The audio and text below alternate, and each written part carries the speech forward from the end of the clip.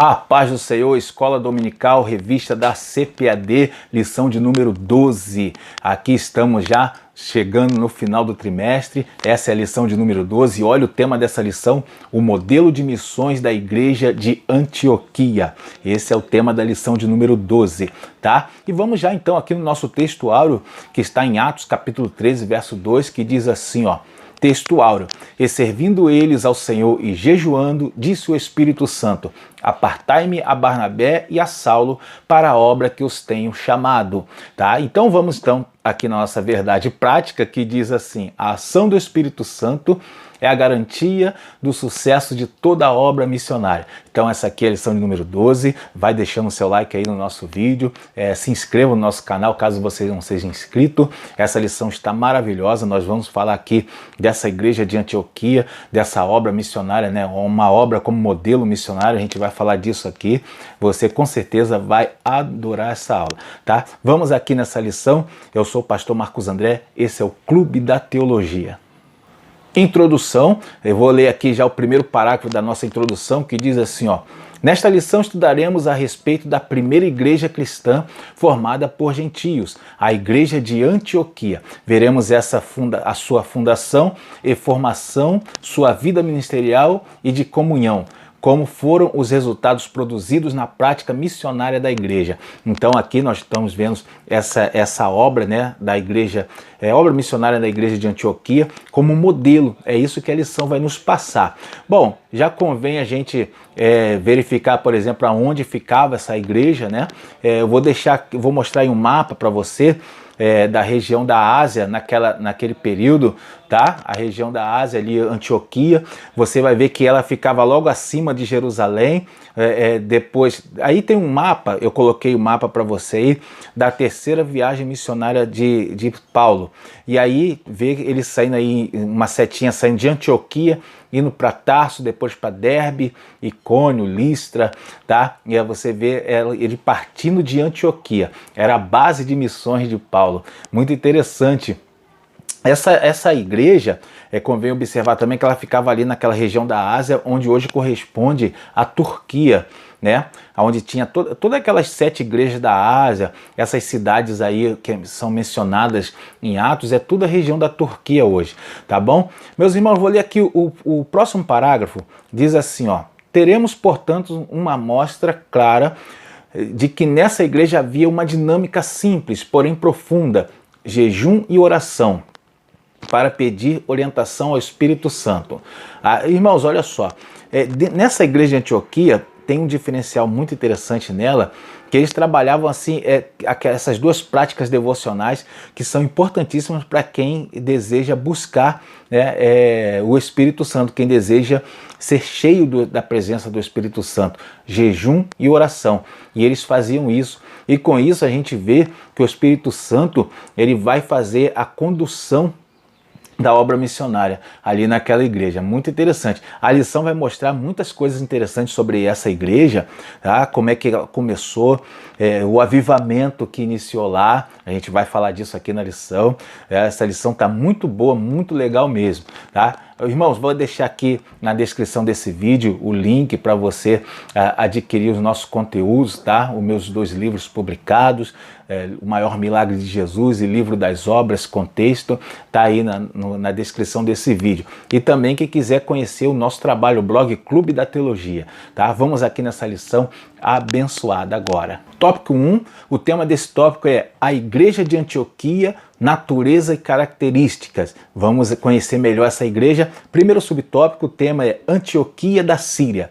Bom, vou ler aqui o primeiro parágrafo, que diz assim, ó: Antioquia da Síria era conhecida como a Rainha do Oriente. A cidade tinha uma população estimada de 500 mil habitantes. Antioquia era constituída de diversas nacionalidades e por isso dizia-se ser possível conhecer os costumes do mundo inteiro pela mistura de povos que frequentavam suas praças. tá? Então, uma cidade onde tinha uma diversificação muito grande de povos, né?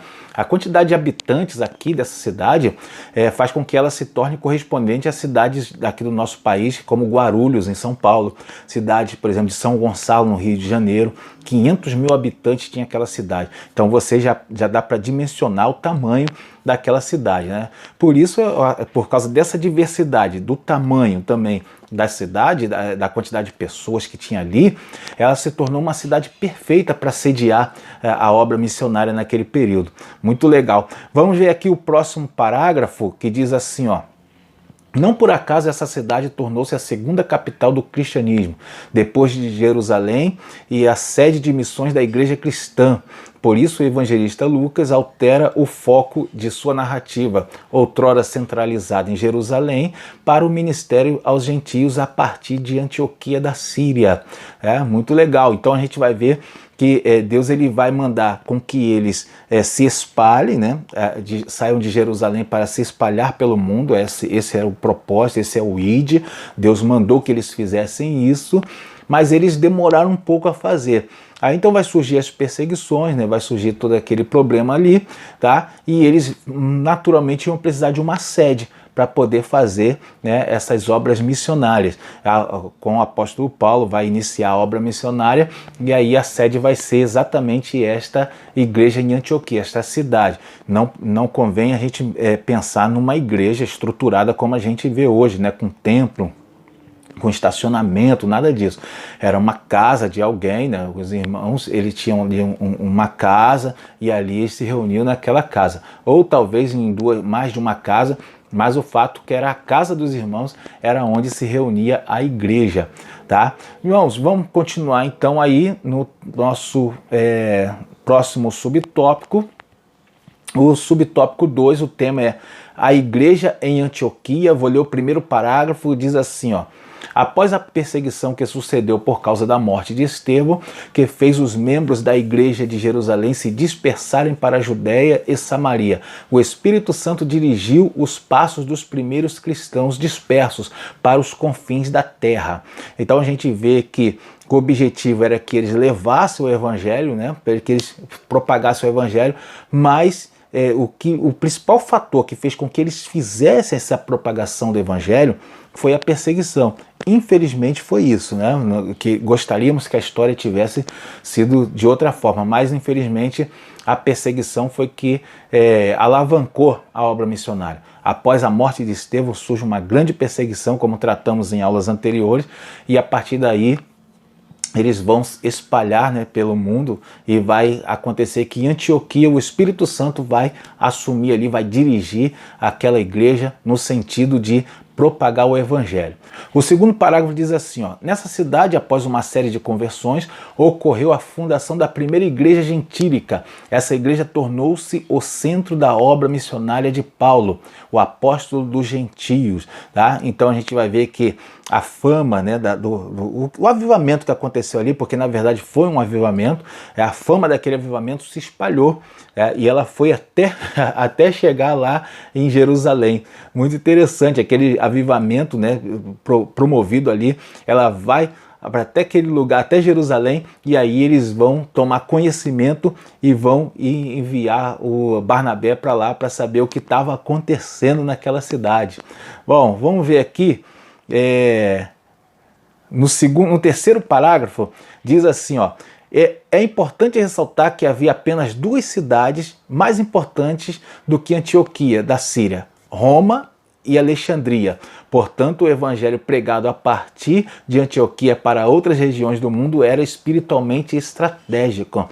Olha só, o que eu vou falar aqui para os irmãos é muito importante. Olha só, ele está falando aqui, o comentarista está dizendo que o evangelho a partir de Antioquia, pregado aos gentios, foi estratégico. Por quê? Ele menciona duas cidades que eram importantes igual a Antioquia, Roma e Alexandria. E aí temos Antioquia. Então vamos ter três cidades importantíssimas daquele período. Tá? Roma, capital do império, né? Então Roma vai dominar todo o continente europeu, né? E aí então Roma era a capital do império. Isso já dá a sua importância. Alexandria era a cidade mais importante da África, do continente africano. Ela era naquele momento ali uma cidade mais importante do Egito e ela vai ser a porta de entrada para o continente africano. E Antioquia, a porta de entrada para a Ásia, era a cidade mais importante da Ásia. Então a gente vai ver que é estratégico. O Espírito Santo promove um avivamento em Antioquia de uma forma estratégica para poder ir às outras cidades para fazer aquelas portas de entrada e o evangelho ser propagado. Vamos lá para o próximo tópico. O tema do tópico 3 é uma obra de leigos. Muito legal esse tópico aqui também. Olha o que diz aí, mas antes não se esqueça, deixa o seu like aí no vídeo, ajude o nosso canal, estamos começando, mas já estamos aí firme e forte para poder fazer um grande trabalho de escola dominical. Vamos ver aqui o primeiro parágrafo que diz assim, ó: não foram os apóstolos ou obreiros, mas os leigos, os discípulos e os crentes em geral, outrora dispersos por causa da perseguição em Jerusalém, que anunciaram o evangelho aos gentios e, consequentemente, fundaram a igreja em Antioquia. Tá? Então a gente vai ver que aquela obra em Antioquia foi uma ação exclusiva do Espírito Santo. Não foi os doutores, não foi os mestres, não foi nem os apóstolos que foram lá evangelizar eles e fundar a igreja, mas foram os cristãos que foram dispersos de Jerusalém e chegaram lá e fundaram aquela igreja. Muito legal a gente vê que o Espírito Santo trabalhando diretamente. Isso acontece muitas vezes, irmãos. O Espírito Santo ele deixa de usar os capacitados e faz a obra com os mais humildes, os mais leigos, tá? A gente vê isso acontecer. Sabe quem menciona algo parecido com essa ação? O próprio apóstolo Paulo. Olha o que Paulo diz na sua carta aos Coríntios, 2 Coríntios 12, verso 7. Com certeza você já conhece o texto. Diz assim, ó: e para que não me exaltasse, pela excelência das revelações, foi-me dado um espinho na carne, a saber, um mensageiro de Satanás para me esbofetear, a fim de não me exaltar. Olha só, o apóstolo Paulo falando que era um perigo para ele a exaltação. Por isso que às vezes a gente vê o Espírito Santo trabalhando com os mais simples, né? Com os mais humildes, os mais leigos, que têm pouco conhecimento. Porque muitos que têm muito conhecimento acabam se exaltando. Tá, vamos aí no próximo parágrafo, diz assim, ó: por causa do anúncio do evangelho, a mão do Senhor estava sobre os crentes dispersos em Antioquia, o que fez com que muita gente se convertesse a Cristo. Essa notícia chegou a Jerusalém a ponto de os apóstolos enviarem Barnabé para verificar de perto o que estava acontecendo. Precisaram mandar Barnabé porque a obra em Antioquia não tinha ligação com a igreja de Jerusalém, tá? Mas então Barnabé foi lá com a missão de verificar se aquela obra era da parte de Deus, se aquele avivamento que estava acontecendo, a notícia que chegou, se ali era o Espírito Santo que estava conduzindo. E de fato, Barnabé chega lá, como a gente vai ver mais à frente, e aí ele viu que tudo ali era pela direção do Espírito Santo. Tópico 2, o tema do tópico 2 é uma igreja missionária em ação. Muito legal esse tópico, hein? Vamos aqui no primeiro subtópico, havia alguns profetas e doutores. Aí nós vamos ler o primeiro parágrafo. Na verdade eu vou ler somente um parágrafo aqui, né? Diz assim, ó: a igreja em Antioquia tinha uma boa liderança, exercendo a vocação. Nessa igreja Deus estabeleceu profetas e doutores. Os profetas eram pessoas que exerciam o dom de transmitir a mensagem a Deus, sob inspiração do Espírito Santo e de maneira espontânea. Os doutores ou mestres eram cheios do Espírito Santo e ensinavam a palavra de Deus com autoridade e sabedoria do alto. Meus irmãos, a gente vê aqui que a igreja de Antioquia usava os dois dons ministeriais para a edificação da igreja. Nós sabemos que tem 5 dons ministeriais, tá? E 2 deles servem exclusivamente para edificar a igreja, tá? Que são exatamente esses, tá? O de profetas e o de doutores. Aonde está isso? Vamos lá, Efésios capítulo 4, verso 11, olha o que diz: e ele mesmo deu uns para apóstolos, e outros para profetas, e outros para evangelistas, e outros para pastores e doutores. Corresponde a mestres, né?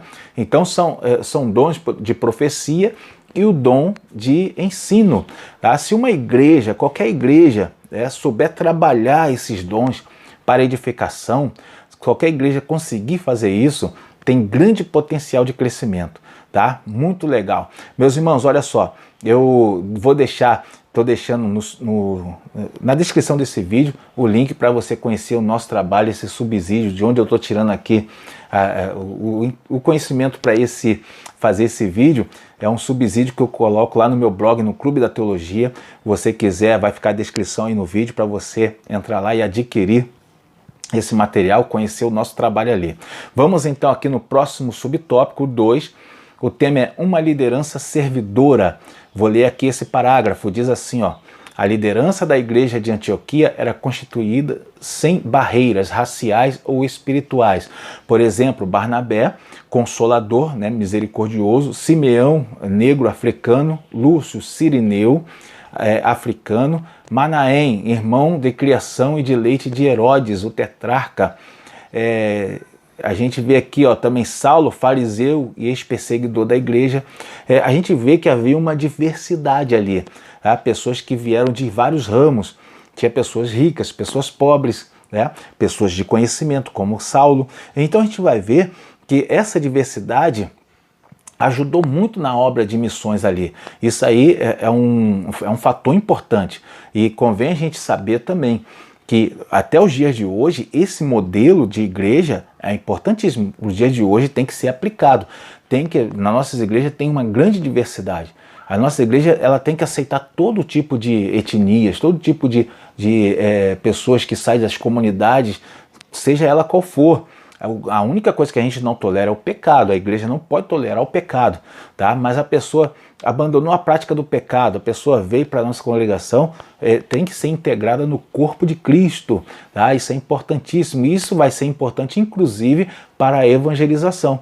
Existem locais e comunidades onde as pessoas têm dificuldade de ouvir a palavra de Deus. Tem dificuldade de abrir o coração, mas às vezes tem dentro de uma determinada igreja um certo irmão que ele já participou daquela comunidade, já se converteu, está ali agora, e aí ele vai lá, ele consegue falar usando a linguagem que aquele povo entende, tá? Isso é muito bom. A gente ter essa diversidade dentro das nossas igrejas, temos mais chance de sucesso na obra missionária. Tópico 3, o tema desse tópico é o serviço de missões. O primeiro subtópico aí, o tema é o seguinte: o início das missões cristãs. Vou ler aqui, o primeiro parágrafo diz assim, ó: a narrativa de Lucas, que denominamos de primeira viagem missionária de Paulo, começa em Antioquia, com a escolha de Barnabé e Paulo pelo Espírito Santo para uma obra especial. João Marcos, autor do Evangelho, que leva o seu nome, permaneceu em Jerusalém até ser levado para Antioquia por Barnabé, seu primo, e Paulo, que regressavam de uma missão de socorro a Jerusalém. Então a gente vai ver que eles foram chamados para a obra missionária. Vai ser o pontapé da obra missionária com esses 3 irmãos. Paulo, na época chamado de Saulo, Barnabé e João Marcos, primo de Barnabé. Eles vão dar início, então a gente vai ver o Espírito Santo dando toda a direção, conforme aparece lá em Atos, capítulo 13, o verso 2. O Espírito Santo é quem dá as orientações, é quem manda separar, é quem vai enviar, tá? E aí o apóstolo Paulo, mais Barnabé e João Marcos vão dar o início. Vamos ler aqui o próximo parágrafo, diz assim, ó: quando partiram para Chipre, na sua primeira viagem missionária, levaram João Marcos em sua companhia. Porém, ao chegarem a Perge, na Ásia Menor, Marcos os deixou e regressou para Jerusalém. Tá? Então a gente vai ver que João Marcos ele vai abandonar, ele vai deixar a obra. Isso aí desagradou muito a Paulo, Ele não gostou dessa atitude de João Marcos. Na hora parece que não foi nada comentado, mas depois, quando eles vão fazer uma outra viagem missionária, Barnabé quer levar João Marcos de novo. Paulo não gostou, não aceitou. Ele não, deixou a gente para lá, deixou a gente na mão, então não vamos levar ele. Isso aí deu um grande problema entre eles não se entenderam mais depois disso. E olha o que diz o texto de Atos 15, verso 39. E tal contenda houve entre eles que se apartaram um do outro. Barnabé, levando consigo a Marcos, navegou para Chipre. E ali foi, na verdade, foi o fim daquela dupla, né, daquela parceria de Paulo e Barnabé. Mas o que aconteceu foi o seguinte, aí convém a gente entender. Eles se apartaram do outro, mas Barnabé e João Marcos não pararam a obra missionária, eles não desistiram, eles não largaram de mão e foram para a igreja ser somente membros da igreja. Eles vão para Chipre para continuar a obra missionária em Chipre. E Paulo vai depois continuar a obra missionária com Silas, dessa vez com Silas e Lucas, e aí ele vai continuar também a obra missionária. O que acontece então é que a obra missionária, que era só uma, agora passa a ser duas obras missionárias ali junto com aqueles irmãos. Tá? E aí a gente vê que até aquela situação, aquela divisão, também estava no controle do Espírito Santo. Vamos aí para o próximo tópico. O tópico 2, o subtópico 2, né, o tema é roteiro da viagem e atividades missionárias. Vamos ler aqui, vou ler aqui esse parágrafo, diz assim, ó. Nos capítulos 13 e 14 de Atos encontramos diversas localidades onde a atividade deles foi desenvolvida. Missões em Chipre, missões em Antioquia da Pisídia, missões em Icônio, missões em Listra, missões em Derbe. Tá? Então a gente vê uma série de obras missionárias, tá? Um roteiro de atividades, como o subtópico está mencionando, tá? E convém a gente entender o seguinte, haviam outras obras missionárias, haviam outras obras de missões, só que elas não são mencionadas. Por que elas não são mencionadas? Isso aqui é bom a gente esclarecer. Essas obras que não são mencionadas é porque Lucas, o escritor de Atos, que é o que faz os relatos dessas obras que nós mencionamos aqui, ele não estava nessas outras, ele estava na comitiva de Paulo. Ele foi junto com Paulo, com Silas, né, nas suas missões, então ele estava ali, e ali ele relatou tudo. Mas havia obras com Pedro e João Marcos, que foi para Roma. Eles fizeram em Roma a obra missionária, claro que não na mesma característica de Paulo, que ia visitando igrejas em igrejas, eles eram fixos, tá? Outra também que fizeram obra de missões, João em Éfeso, Apolo nas cidades gregas e muitos outros, não são mencionados aqui, mas fizeram uma importante obra missionária que não é relatada no livro de Atos, mas a gente já tem essa noção que foram várias obras. Vou ler aqui o próximo parágrafo.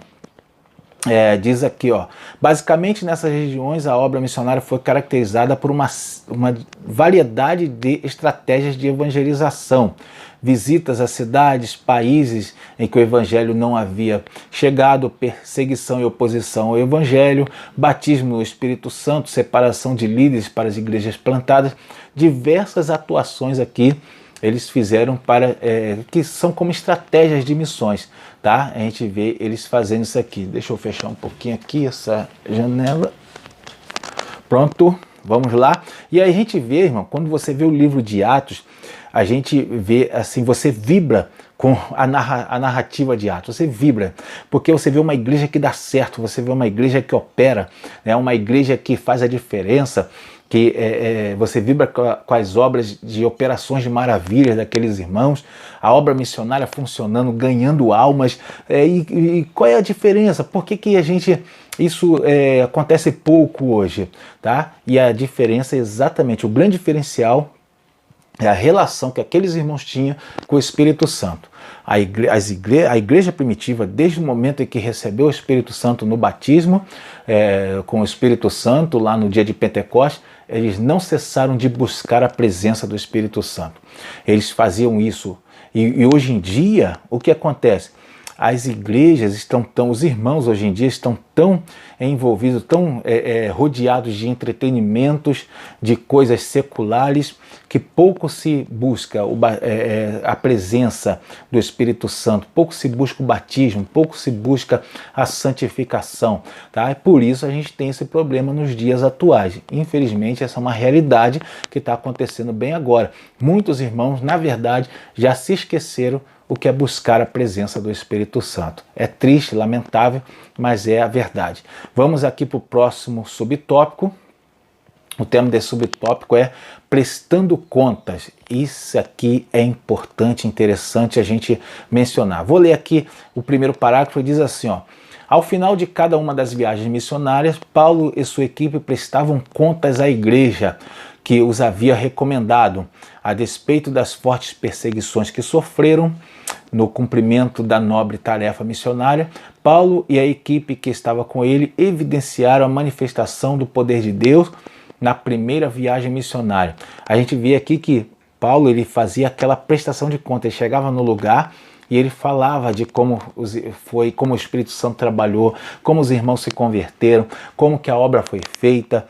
Ele falava tudo isso daí, e isso daí é importante porque a gente já viu aqui nesta lição, neste trimestre, em lições anteriores, a importância da prestação de contas, né? Você chegar no lugar e falar para os irmãos o que foi feito, né? Qual foram as dificuldades encontradas. Os irmãos que estão em obras de missões, eles voltam da obra missionária e eles prestam contas à igreja, tem um culto, eles são recebidos, eles falam como é que está sendo a obra de missões. Isso é importante. Hoje em dia a gente tem recursos bons para isso, temos as redes sociais, temos vídeo, os irmãos podem falar, passar um vídeo no telão, a igreja vê. Isso aqui é muito bom para o dia de hoje. Isso aí, irmãos, olha só, tem duas coisas excelentes que pode acontecer quando os missionários prestam contas à sua igreja de origem, a igreja que enviou. Quando eles fazem isso, eles aumentam a arrecadação, porque quando o povo vê a obra de missões dando certo, o povo se anima a ofertar. Essa é uma realidade. E outra coisa, eles também lançam uma semente no coração da juventude. Jovens podem começar a se empolgar com a obra de missões. E quem sabe não sai missionários desses jovens aí, né? Casais de missionários podem surgir das nossas igrejas por causa disso daqui, né? Com a prestação de contas. Vamos aqui no próximo parágrafo. É muito importante também, diz assim, ó. Aqui aprendemos algumas lições preciosas. Primeira, a ideia missionários independentes que respondem somente ao Senhor não é bíblica. O apóstolo Paulo não deixava de relatar as atividades missionárias à sua igreja de origem. Tá? Então aquela ideia de que a pessoa faz obra de missões por conta própria não é bíblico. Todo trabalho, todo ministério, todo trabalho na obra de Deus, é bom estar ligado a uma igreja. É bom não, tem que estar ligado a uma igreja. Tem que ser enviado por um pastor. Deus colocou lideranças sobre nós. Deus colocou pessoas para estarem acima de nós. Tá? Isso é uma hierarquia que, embora pareça, né, um caráter muito religioso, tá? Mas é importante. A gente vê isso, infelizmente, em muitos ministérios isolados, pessoas que não respondem a ninguém, não tem uma liderança. Isso é prejudicial para o reino de Deus. Assim como tem os crentes desigrejados, não pode ter uma obra de missões independente. Tá? Irmãos, olha só, a imposição de mãos para unção, né, de um missionário tem que ser por um pastor dirigente, tá? Um pastor presidente, em presença da igreja. Jamais no monte, com os irmãos no monte, ou na casa de algum obreiro, jamais dessa forma. Tem que ser em presença da igreja de Cristo, o corpo de Cristo reunido, e a unção, a imposição de mãos pela autoridade pastoral. É assim que se unge um missionário. Tá? A gente precisamos de ter organização nas nossas igrejas. Amém, meus irmãos? Essa aqui é a nossa escola dominical, foi a lição de número 12, já estamos caminhando aí para o final. Tá? Não se esqueça de deixar o seu like. Obrigado por você estar conosco até agora aqui no nosso vídeo. Deus abençoe a sua vida e uma excelente aula para você.